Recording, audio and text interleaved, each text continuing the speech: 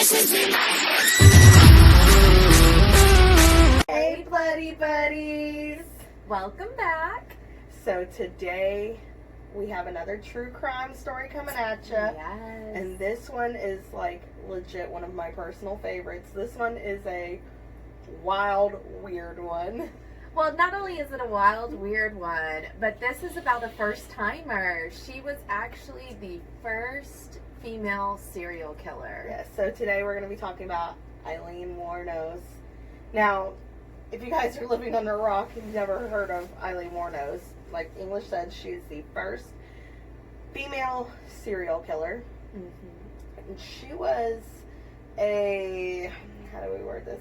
She's a wild one. She was definitely wild. She had a very tumultuous past. Like, she was through a lot of experiences, a very wild one, but with good reason, I would say. Yes, she lived She's a seen very some wild things. life. Yeah. Yes, she's seen some things. So. Yeah, and that's kind of what we're going to dive into today is her crazy past and kind of what led her into killing. So, and if you guys kind of see us glancing down, we do have dates written down, all that We kind just of want stuff. to make sure we give all accurate information. There's a lot of dates involved, very specific dates as far as with each killer and everything. So we just want to make sure we give you all the right information. Yes. Okay, so Aileen was born February 29th of 1956 in Rochester, Michigan. Her mother was Diane and her father's name was Leo Pittman. Now, her parents got married at a very young age. Her mom was 14 at the time and her dad was 16. Yes. But consider the time frame. Back then, that was very normal. Yeah. I mean, most people wouldn't bat an eye at somebody being 14 and married back then. Yes. Now, just straight from the beginning of her life, it already started in chaos because Yes. her father was incarcerated at the time that she was born. He was diagnosed with schizophrenia, I believe. That's right. And he was incarcerated for sex crimes against children. So we're already starting off her life with some very messed up situations as far as who her parents are. And, you know, your parents are the ones that are supposed to raise you and teach you right from wrong, so. Yeah. So she never actually knew her birth father. No. Never knew him. And her mom left when she was only 6 months old, I believe. Dropped her and her brother Keith off with her grandparents and just dipped out. So, Not to mention her father also hung himself in prison, so. yeah, so she literally never got a chance to meet her birth father. And her mom, she never really, from childhood, never really knew her mom. And I think her mom was definitely one of those moms where, you know, a lot of people say once you have a child, that button goes off and all of a sudden, you know, you're a mom, your whole mindset changes. And for some moms, it doesn't. And I feel like that's how it was with her mom. Yeah, some moms, it just doesn't happen like that. So, yeah. She was dropped off with her grandparents. Their names were Lori and Britta Wournos. And they later adopted Aileen and Keith. So that's why they actually carry the Wournos last name. Right, because when I first read about it, I thought, I was like, well, why isn't her last name Pittman like her father? Well, it's because her grandparents adopted her. Yeah, so that's where the Wournos last name comes from. She carries it from her grandparents, which are actually her maternal grandparents, so her mom's parents. Correct.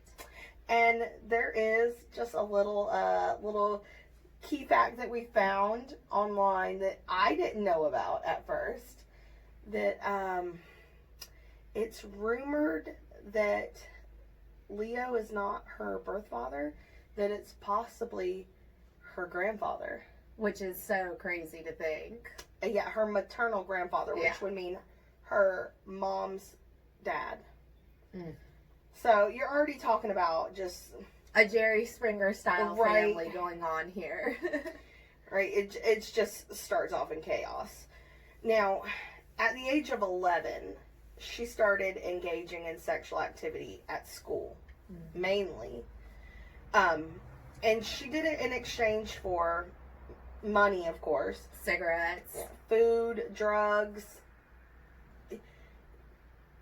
You can tell, first of all, just engaging in any sort of sexual activity at that young of an age, there's like a disconnect between. Yeah, because when you start doing it for materialistic things and you're not doing it for love, that's when you just completely get a whole different idea of what it's for. Exactly. So I think a lot of what later led her into prostitution was just there was a disconnect between love and sex with her. Well, not to mention, we also find out that her brother Keith was actually having sex with her, as well as her grandfather. Yeah. So she's getting sexually assaulted at home. She's essentially prostituting herself at school. So that's just how she grew up. That was how she learned how to get what she needed. Exactly. There was just a total disconnect there. Mm-hmm. Now, at 14, Aileen got pregnant. She had a son, but she gave him up for adoption. And there's also been rumors as to who the father of that child was. But we don't know for sure. Yeah, that child was given up for adoption, but it was rumored that it was possibly her grandfather. Which is awful. Which is awful. Absolutely awful. But there's really no way to know that because, like we said, she was having sex with her brother. She was being molested and raped by her grandfather. Mm-hmm. And she was engaging in sexual activity with boys in the neighborhood. So that was just a little wild. But now, a few months after she gave her son up for adoption, she dropped out of school, and then her grandmother died of liver failure. Boom. That's a tongue twister. So now that's leaving Aileen, the only female in a home full of males that are abusing her. It's definitely a toxic situation, obviously. And it's really sad because you have to think she lost her father, her mom just dipped out, her grandma dies, and now the only people around her are the ones assaulting her. Yeah, so that's got to be an awful existence. Mm-hmm. Now, at 15, her grandfather kicks her out of the home, and she begins prostituting and living in the woods. And she was living in like a little shack area that she built. Kind of a little makeshift area for her to sleep out in the woods. But mind you, this was Michigan, so it's cold as hell. Yeah. There's no way this was something that was very comfortable. But as you had stated, she ended up having frostbite scars. Yes. So she was living in the woods in the middle of the winter. And in Michigan, you're talking like 6 feet of snow in the winter. Yeah. And so up until the time that she was executed, she actually had frostbite scars on her toes, and they were permanently blue and like would never warm up. That's so awful. I can't even imagine. So in 1976, she hitchhikes to Florida. Obviously, because she wanted to get out of the cold. I mean, it's the logical thing to do. If you're going to live homeless or outdoors, you need to find a proper climate where it's safer. Yeah, so she bolted, went to Florida, and this is where she meets 69-year-old Louis Fell. I instantly think sugar daddy. Sorry, that was my first thought. Yes. Like, she went down there, she said, you know what, let me find a rich old man. Yes. She, at the time, was like 20, I believe. And she was actually really pretty when she was younger. I know most of us know her for how she looked right before she died, which, rough. But when she was younger, she was actually really pretty. She was. So it's believable she could find a rich older man. Yeah. And there was a huge age gap. So she was around 20 at the time. He was 69. So... And this part just always cracks me up. She actually, they met, they got married, and a few weeks into the marriage, it was less than 6 months, I believe. Yeah. Is what you had said. She beat him with his own cane, and he filed a restraining order against her, so... That is priceless. Talk about marital issues. So that marriage... Hey, they say the first year's the hardest, so... That marriage was quickly done. So... He actually, he got a restraining order over that. So, yeah, that was definitely done, so... Yes. So she eventually winds up hitchhiking back to Michigan. Which I don't understand why.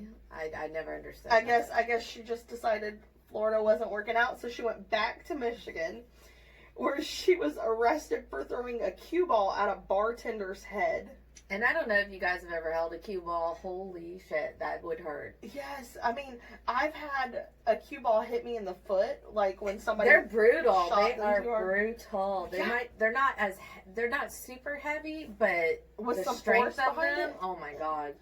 I got hit in the foot and had a bruise like this on the top of my foot for like a week. So imagine getting hit in the head. Like, that's awful. He's lucky he's alive, honestly. Yeah.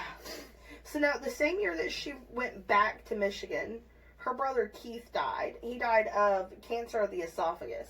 So now... Feels like there's a black cloud around the whole Yes, family. it's just Liver constant. failure, cancer, suicide, a lot of crazy shit going on. Constant trauma. So her brother Keith dies, and she winds up going back to Florida. Mm-hmm. So she's kind of back and forth, back and forth. And then in 1981, I believe was the year. Let me double check that. Yes, in 1981, she goes back to Florida, and she's arrested for robbing a convenience store. You guys listen to this. This just puts Aileen just in pure perspective for you. She was arrested for robbing a convenience store of $35 and 2 packs of smokes. That's it. Not like a whole cart. She didn't even get a carton. No, just $35 and 2 packs of smokes. And she ended up going to prison for it for a whole year. But you also have to think she's been arrested, oh my god, countless times. We were looking at it and we wanted to discuss it, but at the same time we would literally be here all night if we covered every single crime she committed. Her arrest record was like a book. Yeah. So a big old Harry Potter book. Yep. Yeah. That's her arrest record. So, but these are just some of the ones that we found were like the funniest. They just kind of popped out. Yeah. So she serves a year in prison for robbing this convenience store.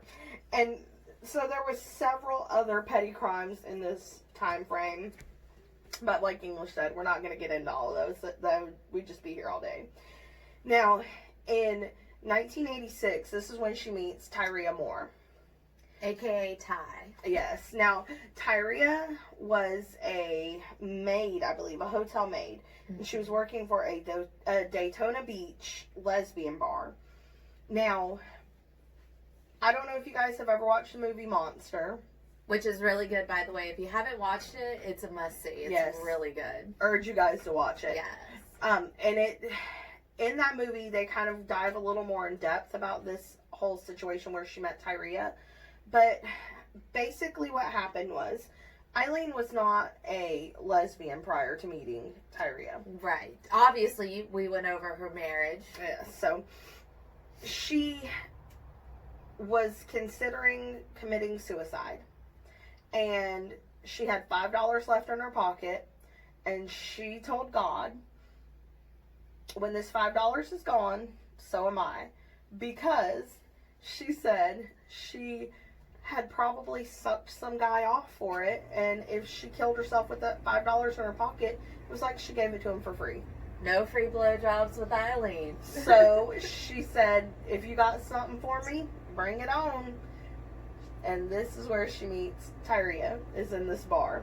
Now, they fall in love very quickly. And move in together, like within days. They U-hauled it, as the lesbians say. Yes, they definitely U-hauled it. So they fall in love, they move in together, and Tyria is aware that she's a prostitute, and that she's actually supporting the two of them by prostituting. So. Yeah, so she's fully aware of the situation. She's like, oh, go ahead and make that money. So yeah, so she knew what was going on.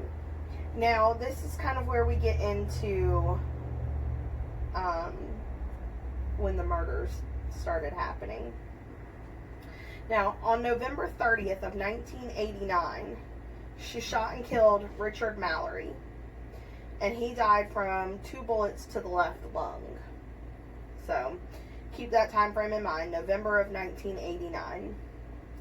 And then on June 1st of 1990, the body of David Spears was found along Route U.S. Route 19, and he was shot 6 times.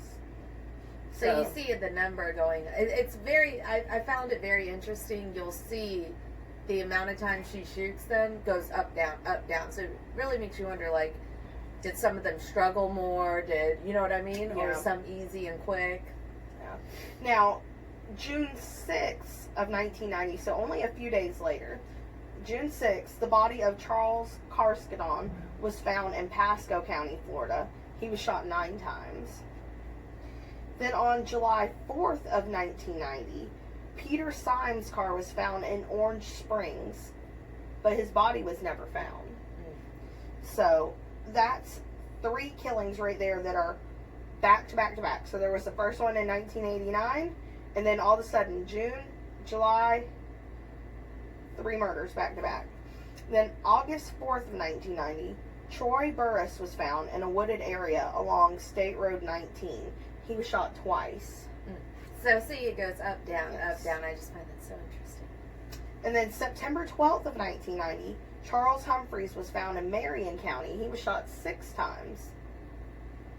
November 19th of 1990, Walter Ontario, I'm sorry, I could not pronounce that last name there for a second, was found near a remote logging road in Dixon County, and he was shot 4 times. So you've got several, and this was one of the things that that kind of stuck out to me was you can see there's one killing, and then there's a big time gap, and then all of a sudden there's several, and then there's a little bit of a time gap, and then there's several. And what I actually later found out was that she realized that the police were on to these killings, that they were finding these men. So it's kind of laying low type deal. A little nervousness. And when she thought that she was in the clear, she'd strike again. Now, on January 9th of 1991, Aileen was arrested for outstanding warrants at the Last Resort Biker Bar. And this biker bar, she frequented it, like, all the time. She was a regular here. Like, and you had even mentioned she even slept there sometimes. Yes. So her and Tyria were, like, regulars there. They knew their names. They had running tabs at that bar. And there was a bench seat from a pickup truck that was in the back of the bar, and Aileen was known to just pass out and fall asleep out there. Like it was a normal thing. And I do want to mention that there is another YouTuber. His name is Dan Bell, and we're going to link his videos down below because we do want to give credit where credit is due. Dan Bell actually interviewed several people from the Last Resort Biker Bar and made this awesome YouTube video about it. Right. Where he kind of explores everywhere that Aileen had been. So we're going to link that down below so you guys can watch that. It's a really good video. So, now, 3 days after she's arrested, she confesses to the murders. And during her trial, she took the stand, which, first of all, is a lot of the time it's not really heard of. Yeah. And you don't see that very often. A lawyer's not going to tell you to do that. No, especially after confessing to it. So she took the stand, and she says that these men, but mainly Richard Mallory, had raped and abused, as she considered herself, an innocent woman. She even went so far as to claim that Richard Mallory had poured rubbing alcohol in her eyes, her vagina, and her anus. Which, Jesus. I'm not even gonna get into that. That's a very intense situation right there. Right, I'm not even going to get into that. Now, Tyria actually, at this point, turned on her. Right, and which is really sad because if you look at everybody in her life, they've all turned on her. Nobody's actually ever been there for her. So the one person she essentially falls in love with and believes is going to be there for her does the same thing everybody else has done to her entire life. Right. The one person she thinks is not going to do that turned on her. And Tyria was actually allowing the police to record their conversations while she was in jail. This is before she realized, or I'm sorry, before she confessed to the murders. So she thought that she was simply in jail for these outstanding warrants for petty And then crimes. Ty calls her freaking out, saying, you know, they're questioning me, my family. I remember she specifically said, I don't want to get in trouble for something you did. Yeah. So she eventually was able to use that evidence in court, unfortunately. Yeah, towards her. so she turned on Aileen. Now, Aileen was sentenced to death, and she sat on death row for, I believe, it was around 10 years. It was quite, I mean, anybody who's on death row, it's not quick. Yeah. She was arrested, in the 90s, and then she was executed October 2002. Yeah, she was executed October 9th of 2002 by lethal injection, and she passed away at 9:47 a.m. Now, and this was another one that was just kind of like weird Aileen things that we came across, which we have some more weird ones that we're going to talk to you guys about, but this was one of those just kind of like, that was just strange. Yeah, she's a strange character. I don't understand her logic sometimes. Yeah, she's just a weird one. But she declined her last meal and instead opted for a cup of coffee. Which is so weird because, I don't know. That's just weird. My morbid mind's like, why the hell do you need coffee? You're about to die. Like, what do you need to wake up for, girl? You about to go to a permanent sleep. You might as well eat something delicious. Like, right? And now this one was just my absolute favorite. This just is like the icing on the cake of Crazy Aileen. Was her last words.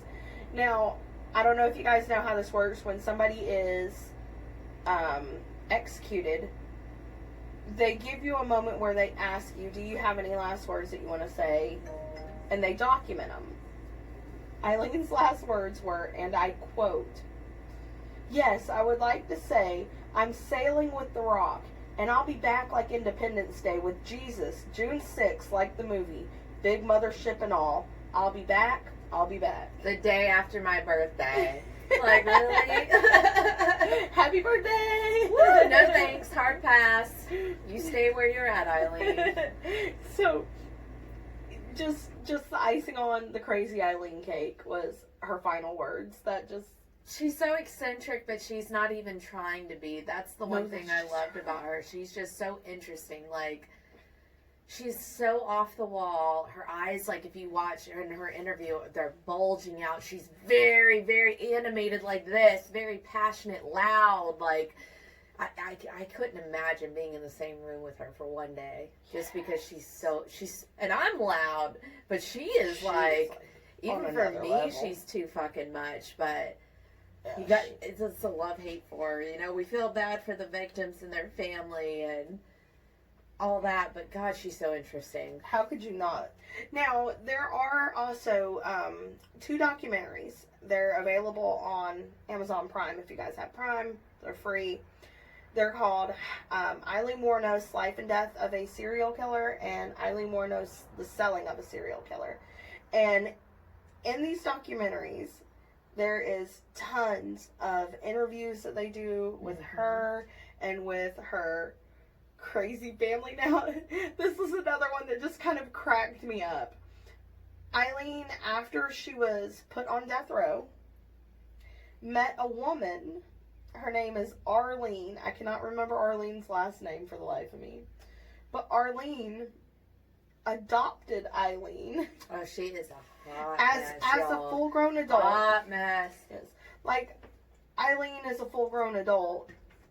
Why Arlene adopted her, I'm not sure. I think that she thought it was going to give her leverage. Aileen said that it was because then she could go visit her as much as she wanted. So it was almost like trying to get as much exposure as she could. Yes. Now, they had full plans that they seriously thought that Aileen was going to be released from prison, that they were going to take her off the death row and just set her free, that she's going to be a free woman. And that... Well, they hung on to the self-defense case, because Yes. Aileen would jump from saying, oh, it was self-defense, to, oh, I need to confess my sins so I can go to heaven. It was all robbery. I knew from the minute I got in the car that they were dead. Like, we don't really know what happened because she kept jumping back and forth, but I think that's what, like, that lady's logic was. Is, oh, it was self-defense, because she always kept saying, like, what a sweet girl Aileen was and how she could see it and see her soul in her eyes and things like that. So yeah, they were just some strange characters. Eccentric as fuck. They actually had plans that she was going to be released from prison, and that they were going to raise she-wolves together. Just listen, I've heard crazier here in South Carolina, so it doesn't even. Right. And Florida's even crazier than South Carolina, so I'm not even fazed by that. Like, yeah, you go raise some she-wolves and live happily ever after with your lesbian murderer.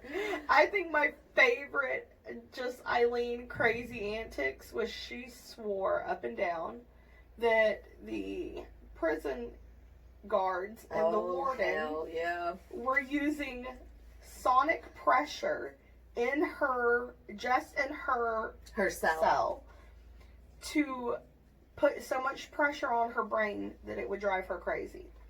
And she was convinced that there was cameras in her mirror, in her TV, in her radio. I mean, she was just convinced that everybody was out to get her and that they were trying to make her kill herself. And listen, messy.